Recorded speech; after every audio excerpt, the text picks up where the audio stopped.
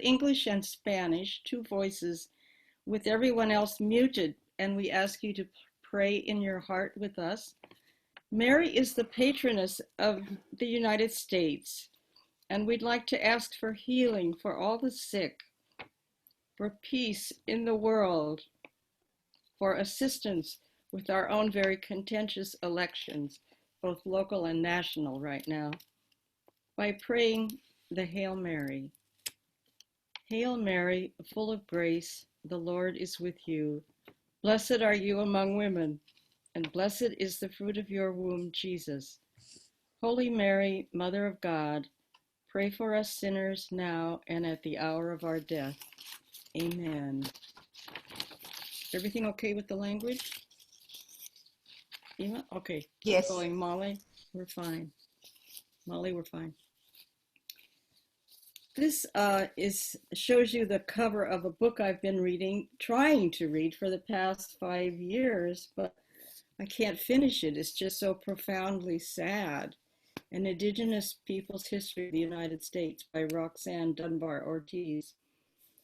Until approximately 5 years ago, none of us in our group, neither the rscj nor the associate, had been taught about the true 500-year history of our nation.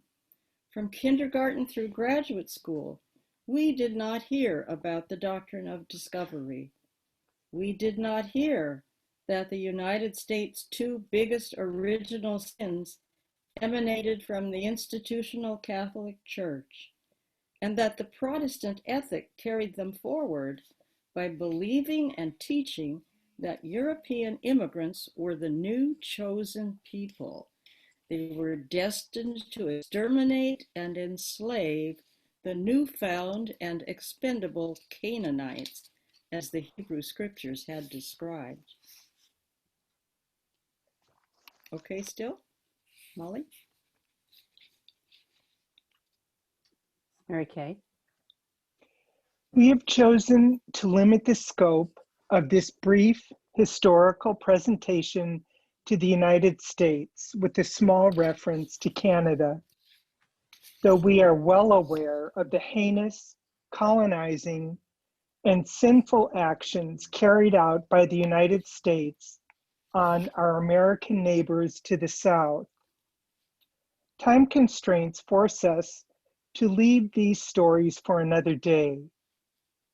A version of this PowerPoint was presented at the 2017 Spirituality Forum in St. Louis.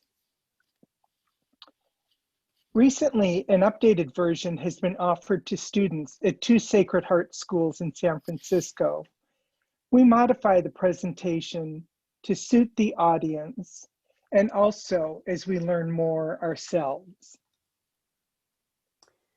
We want to start with an acknowledgement of respect for the Indigenous peoples of this land, right where we are sitting in the United States. My name is Molly Arthur. I live on land that was cared for by the original peoples here, now called Coast Miwok in Marin County, California, near San Francisco. My name is Jenny Dennehy. My name is Mary Kay Hanyadi.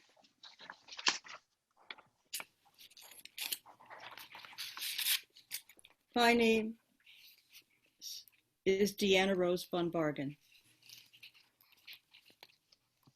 And along with Suzanne, we four live on land that belonged to the Ramaytush tribelet of the Ohlone peoples of San Mateo County, California. Elle, unmute yourself.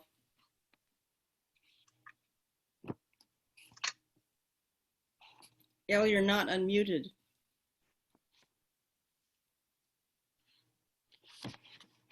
Try again. There we go. I'm Sally Rude. Is that me? Okay, my name is Elle McClellan. I live on land of the Mashpee Wampanoag people in Massachusetts. We honor the thousands of years the Indigenous people lived in harmony with their environment, preserving this beautiful land on which we now live.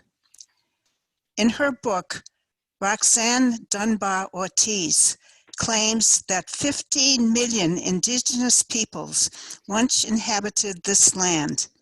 Now, approximately only 3 million people make up the more than 500 federally recognized indigenous nations, and there are even more unnoticed and uncounted urban Indians.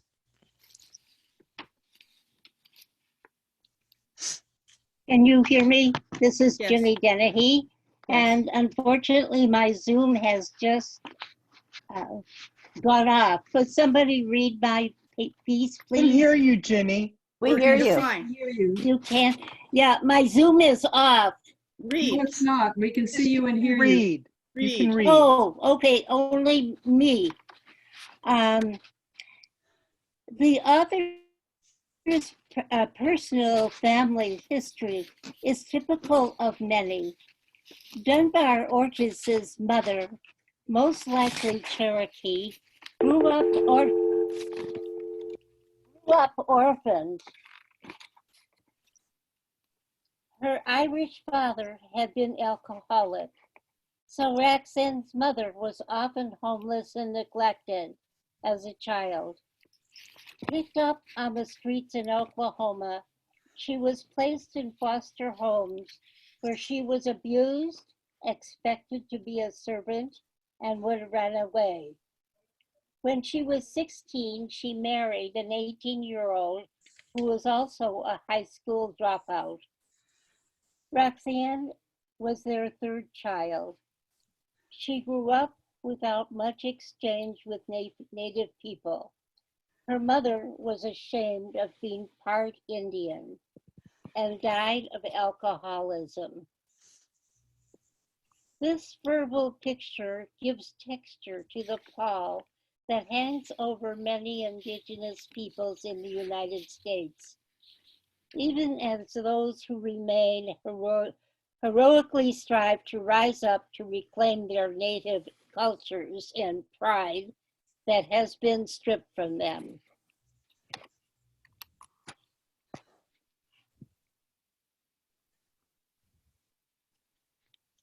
Molly?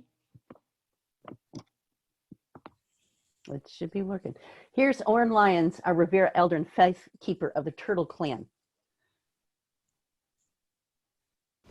I think we always wondered why did they think it was right or just to do what they did, to take our lands and to push us off our lands and to eliminate us as a people. They discovered this lockdown discovery. This kind of made things understandable as to where they got their direction from. When Columbus landed, he went back and he reported. And they said then, the leaders, the Vatican was the most powerful voice in the world at that time. A papal bull, 1493, 1 year later. If there are no Christian nations in this new land you have discovered, I declare those lands to be empty. Terra nullius, very old Roman law, has been exercised in Africa, India.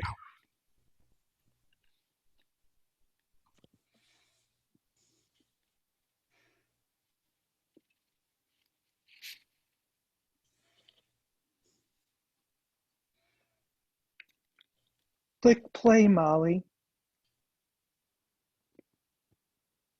I'm hearing duplicate videos. Further, if there are people there and they are not Christians, they do not have a right of title to land. They have only the right of occupancy. From our perspective, the same right as a rabbit running on the ground, or a turkey, or a deer, or a buffalo, or an Indian. They do not have a right of title to land. 1823, Supreme Court Justice John Marshall adjudicating the case Johnson versus McIntosh. Two white men arguing over Ohio Indian land. He says, "You boys have it all wrong. Don't you understand? This was settled long ago. They don't have the title to land." And he moved that principle into U.S. federal law, 1823. The doctrine of discovery became the doctrine of law today. Christian doctrine, specific. Wasn't Muslim doctrine, wasn't Jewish doctrine. Christian. And it prevails. It's here. It's the reality. But most people don't understand that, and most people don't know that. We didn't even understand that in 1990, 1991, when I first realized, wow, what's the doctrine of discovery? What is that? Some man by Steve, name was Steve Newcomb, said, "I got something, you guys got to see it." Came out of Peru. Came out of people down there that were really digging. It was an unspoken conspiracy by states going on all those years. Shh, don't tell the Indians. We found out anyway. Eventually, finally. 2007, Oneida versus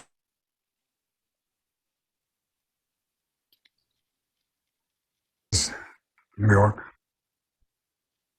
court case. First notation by Supreme Court Justice, Doctrine of Discovery, 2007. Not alive? I think it's alive and well. 30-year court case for undocumentation, dismissed out of hand. Oh, you guys were too slow, it's too late. Let's make up, let's see, new latches, we'll call it. Besides, it's disruptive to our people. That's what the justice said. It's disruptive. No discretion about our people and about justice and about right.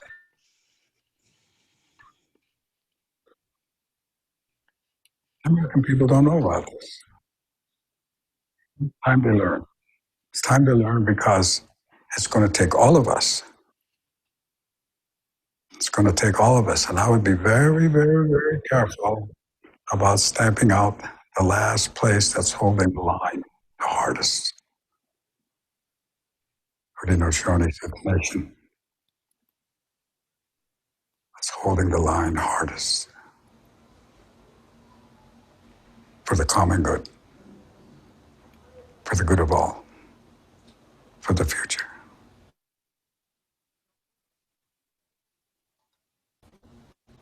That's what I have to say. Suzanne. Continue. Though you are unable Continue.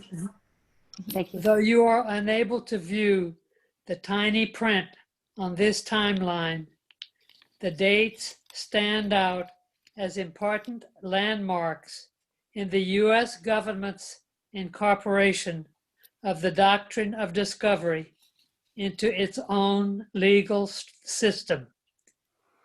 In 1823, the U.S. Supreme Court determined that all U.S. land was owned by the federal government, based on the precedent of the doctrine of discovery.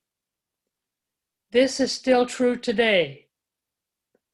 Most of the federally recognized tribes, reservations in the U.S. are not owned by the indigenous peoples, but by the federal government.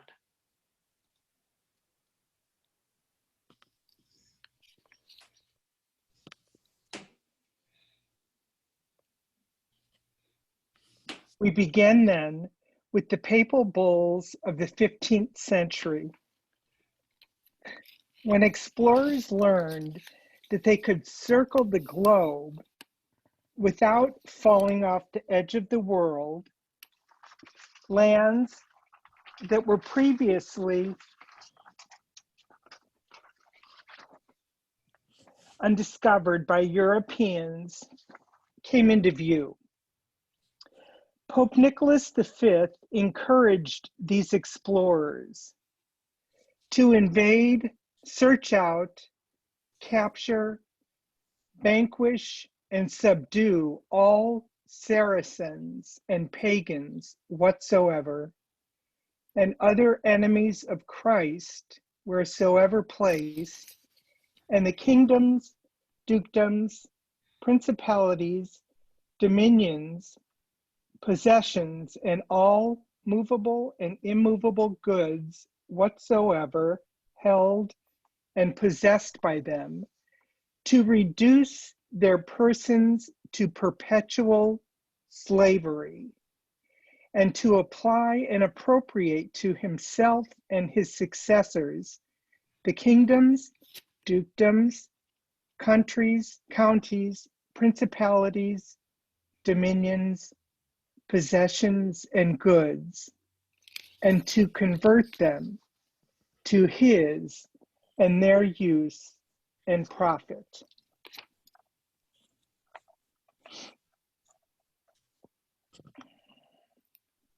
We'll pause for just a moment for you to be able to read the Pope's names and the dates.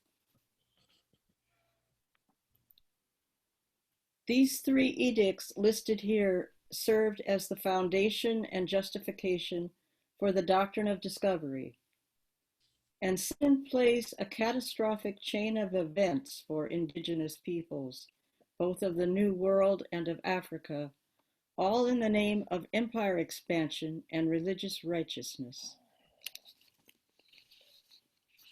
As a precedent here is St. Dominic presiding over the burning of heretics, circa 1213.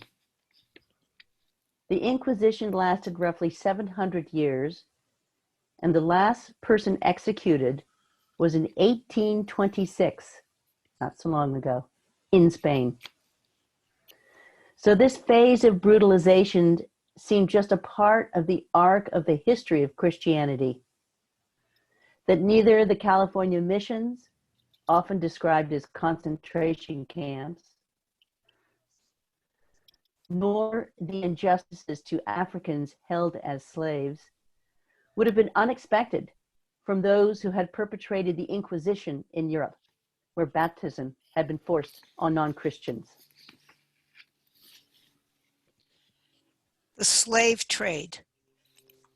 The doctrine of discovery in the late 15th through 19th centuries involved the movement of millions of people from one continent to another based on skin color. It created a vast slave plantation complex that was an important cog in the modernization and globalization of the world economy. Africans provided the bulk of labor in this new system of slavery, but American Indians were compelled to labor in large numbers as well. The European trade in American Indians was initiated by Columbus in 1493. Needing money to pay for his New World expeditions, he shipped Indians to Spain, where there already existed slave markets dealing with the buying and selling of Africans. He financed his 4 voyages with the money he made selling Indian slaves. This map shows that there were enslaved populations in all 13 colonies by 1770. The United States was literally founded on racism. This painting from 1872 is the iconic image often used to exemplify the concept of manifest destiny, which is the belief that white 19th century American settlers were chosen by God to spread democracy and Christianity across the continent. Note the floating feminine figure in white, who is the personification of Columbia, who represents America. She leads civilization westward with settlers, stringing telegraph wire as she travels, holding a school book. Native Americans and wild animals flee. The God-given destiny of the settlers is to take the land of the original peoples. The narrative of manifest destiny is alive and well in the U.S. today.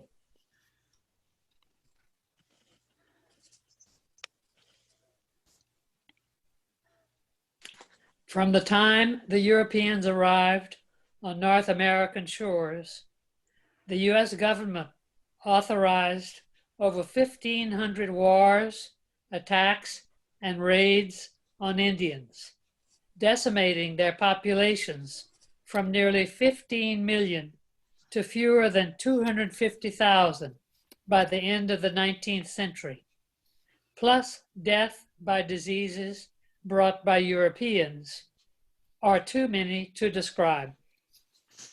Almost all treaties, over 300, were broken by the U.S. government through its never-ending immigrants' quest for land. By 1830, the native people who survived were forcibly removed from their lands, being pushed further and further westward, even some in harsh winter conditions. Those who resisted were massacred. Many of those walking these trails of tears died en route, including many children. Congress created the reservation system in 1851.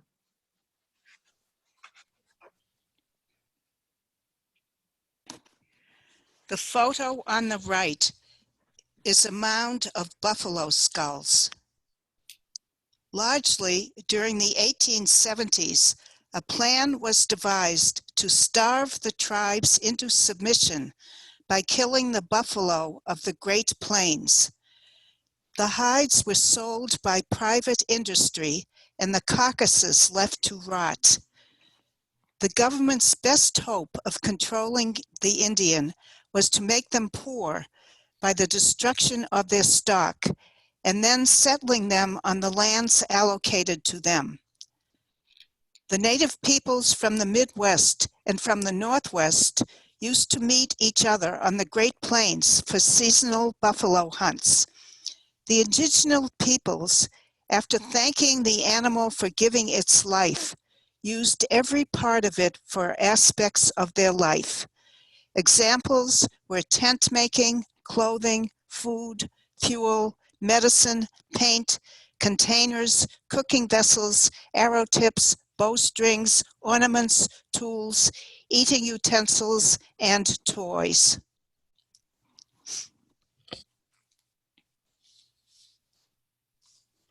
Embedded harmful consequences, creating climate chaos.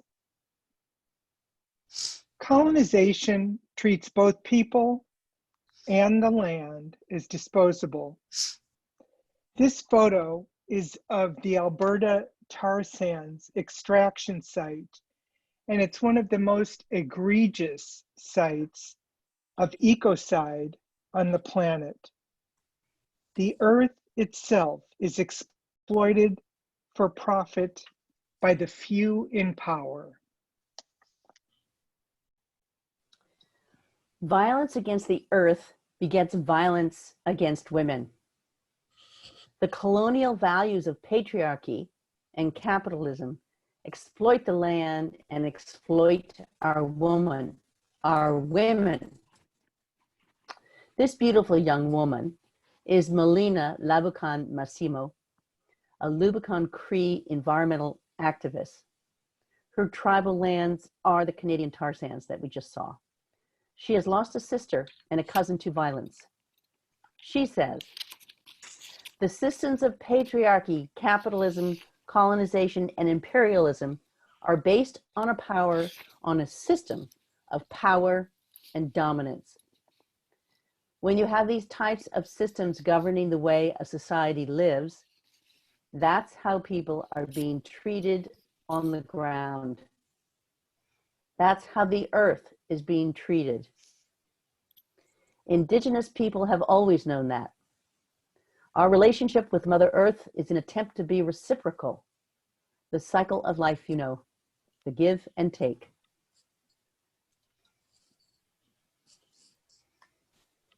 And Philippine Duchesne brought the Society of the Sacred Heart to America in 1818. We have been talking mostly about ideologies and narratives that were propounded in our Christian history. As part of the Sacred Heart family, we have a personal relationship to this history.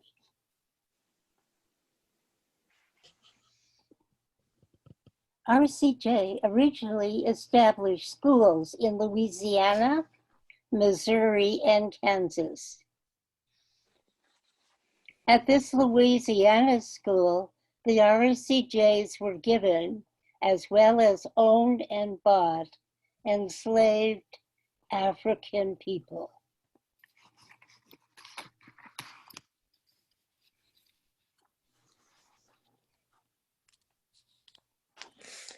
This is the only photo that the society has of any of the enslaved persons who worked for the school in Grand Coteau.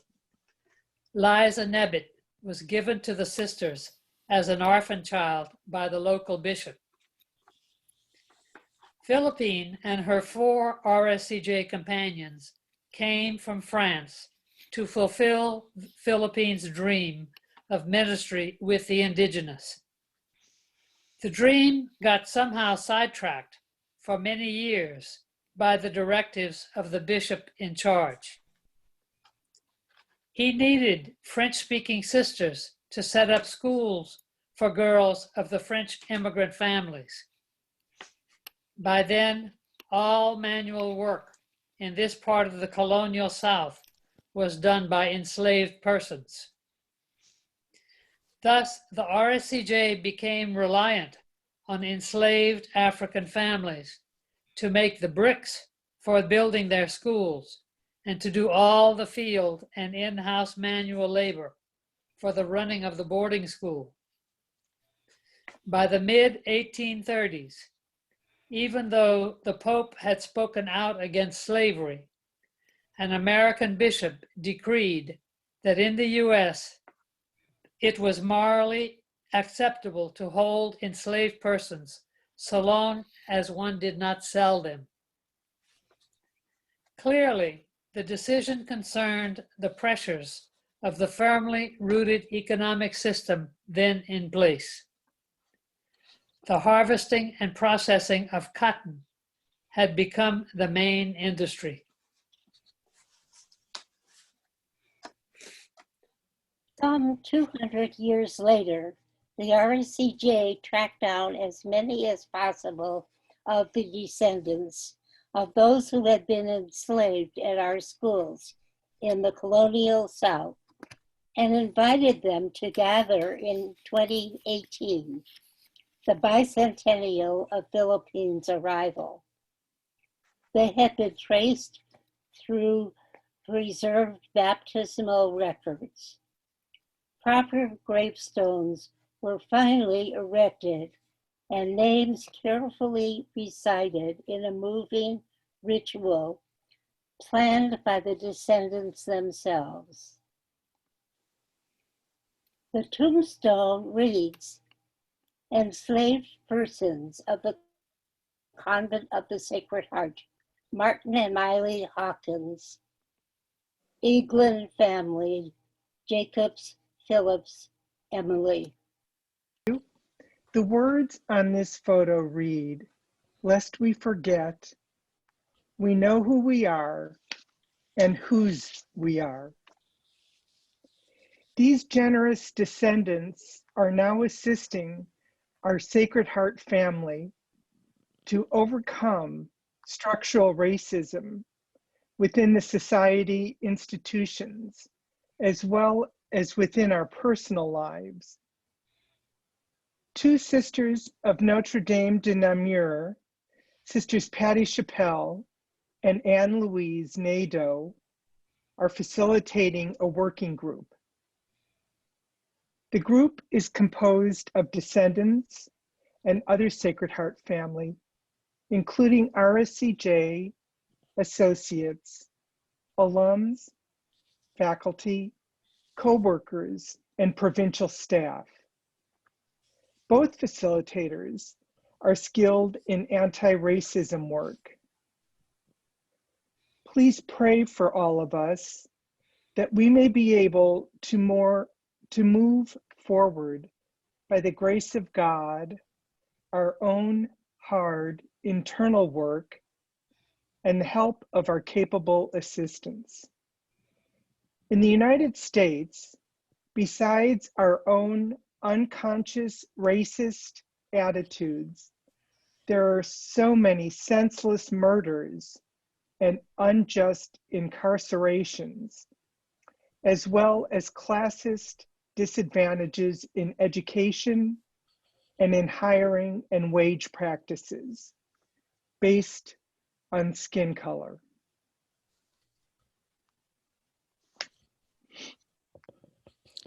Here we move on to the rscj ministries with Indigenous peoples. Even during the time of wholesale genocide of the Indigenous people and forced removal from their homelands, a new way of erasing the Indians was envisioned: cultural genocide. The government's attempts at cultural genocide were an effort at erasure by assimilation. Efforts to make Native persons assimilate progressed through various forms of schooling the children. The Jesuits invited the rscj to school the girls of some of the Potawatomi nations that had been forcibly relocated to the territory of Kansas. Most were already Catholic. It was now the 1840s, and the rscj administered a school for these girls in what is now St. Mary's, Kansas, for some 37 years until 1879. From what author Maureen Chiquan, RCJ, was able to uncover and reveal in her book, Grave on the Prairie, in spite of the usual motherly and kind spirit RCJ are accustomed to extend to their students, there apparently their prejudices and biases concerning Native culture and religion were apparently evident as well. History records approximately 60 schools like this in the US and its territories in the 19th century, funded by the US, located on Indian land. The students lived near their parents, sometimes even boarding, but often living at home when not in the classroom. Since the children remained close to their parents while attending a mission school, the government project of eradicating the culture from the children did not succeed.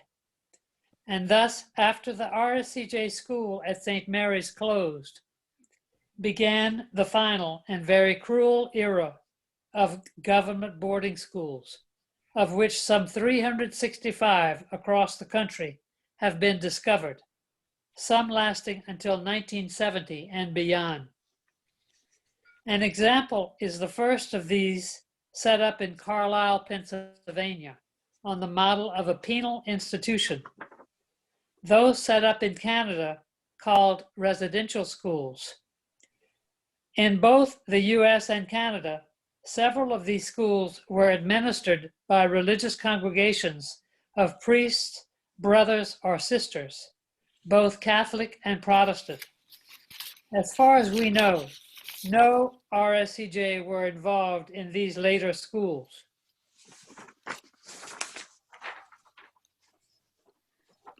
Accounts by survivors and children and grandchildren of those who were forced into these schools are heartbreaking. Dennis Banks, pictured here, an Ojibwe, later a co-founder of the American Indian movement, recounts that he was taken from his family at age 5, put on a bus to an unknown site where he was housed and schooled with total strangers. He was severely punished if he spoke a word of his native language. He was scrubbed with Clorox, had his long hair chopped off, and was given Western clothing to wear. He was not allowed a home visit for several years. His relationship to his mother was completely severed, he said. During his time at the school, his mother wrote him letters, but the school withheld those letters from him. They surfaced after she died, and the school closed.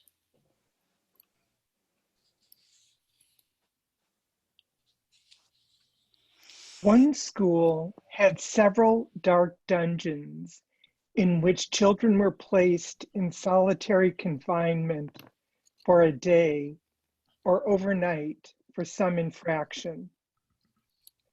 A woman shared this at a healing service.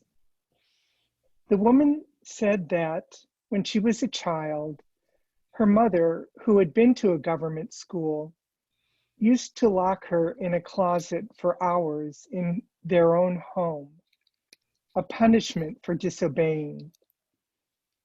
And so the victims of the government schools passed on their traumas to their children and future generations. There are many scarred Native people among us today as a result of the historical traumas that have been passed down to them. We know of higher rates of suicide, alcoholism, domestic violence, homicide, lack of self-worth, and long-term results of the cultural genocide of the government boarding schools.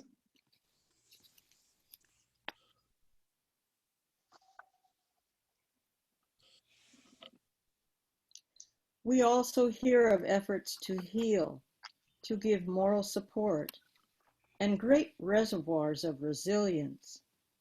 There are so many efforts to regain Native cultures today, including languages. Our group tries to be supportive wherever we can, sometimes attending these healing services, supporting Native conferences, learning from them, supporting their efforts to save their sacred sites from being destroyed, walking with them, speaking out.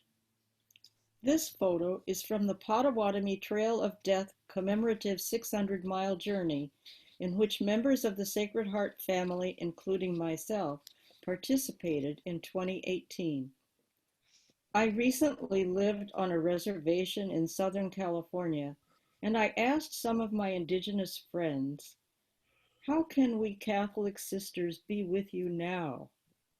The answer, please, just listen. Most of you know that our sister Mariana Toronto listened when some of the parents on the Saboba Reservation asked her to set up a school for their children. The children weren't getting the attention they needed in the public schools. So she set up St. Jude Mission School and spent the past 25 years fundraising to keep it going. Though rscj are not there anymore, the school is still going. We thank you so much for the support that many of you have given.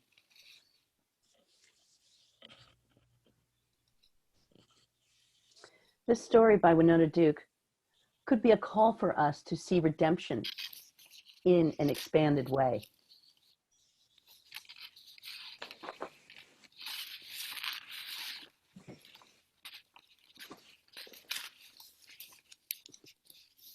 Sometimes I say, what would Nelson do? Talking about Mandela. What would Mandela do? When you look at the situation of, South Africa with the Truth and Reconciliation Commission, look at the president of Liberia, the first woman president of an African country, Ellen Johnson. She said, I believe in redemption. There's two sides. One side is the apology, in which the perpetrator says, what I did was wrong.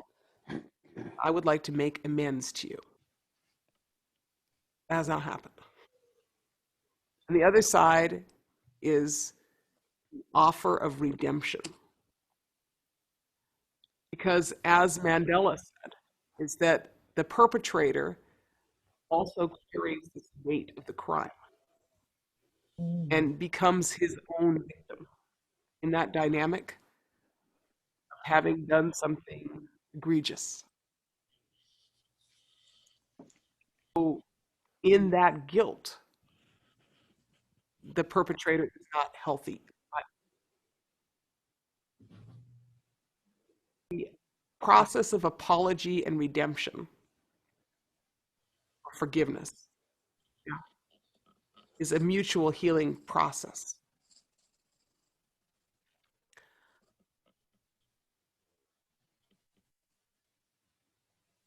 I believe it takes many levels. And, the best story I know that is today, the story, which is, it's not essentially Pawnees driven from their homeland, Nebraska. And with them, they took their sacred foods that they grew, their pumpkins and their melons and their beans and their corn. And they moved to Oklahoma. They could not grow them. And their sacred seeds dwindled and dwindled until they had very few, some of those varieties. And then sagrado. one day, a descendant of the settlers, Y un día Pawnee el, homeland, el Pawnee, dueño Nebraska, called the Pawnees and said, we would like to grow your seeds. eh, de- Would you llamó let al us? otro y le dijo, bueno, And the ¿dónde Pawnees quieres? deliberated long because they had very few left. But they sent those seeds back to Nebraska.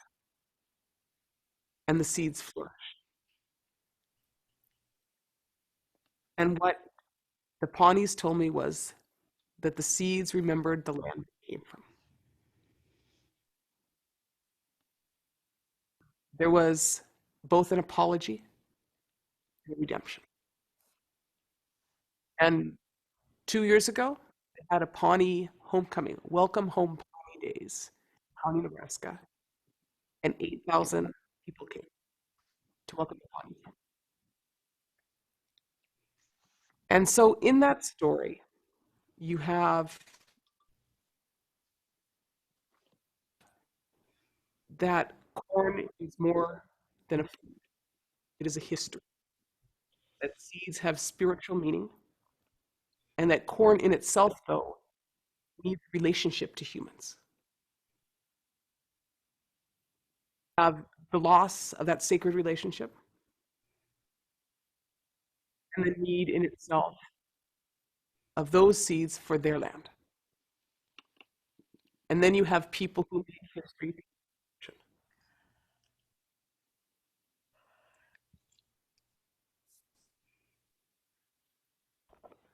Now, of course, I know you don't have any footage of that. You just have me telling you, but I saw it.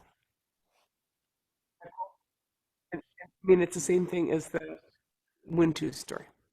When they get there, you know what I'm saying? It's when they get there,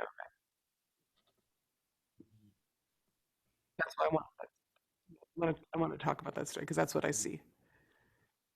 To me, those people in Kearney, Nebraska, exemplify apology in action.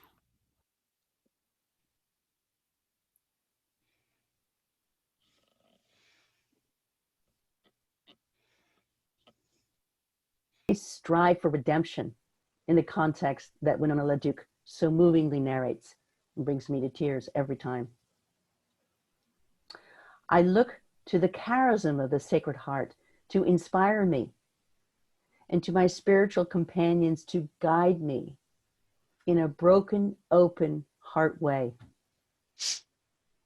I want to move toward healing and restitution with our Indigenous relatives and for all creation in right relationship.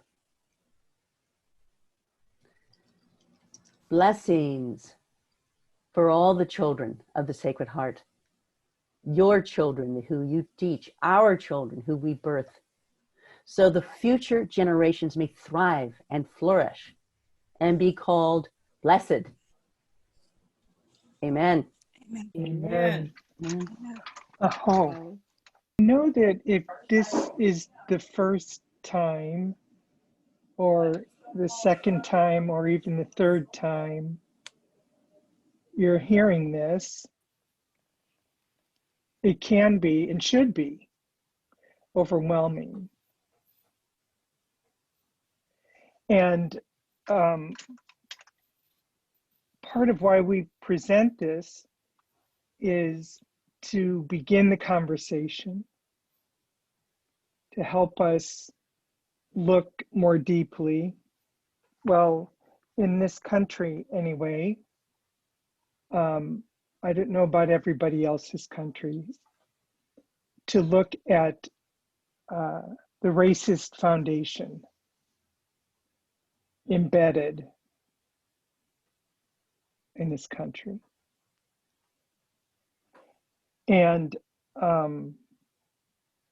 it's not just the imperial power in which it's embedded, but it's also the ecclesial power from Rome in which it's embedded.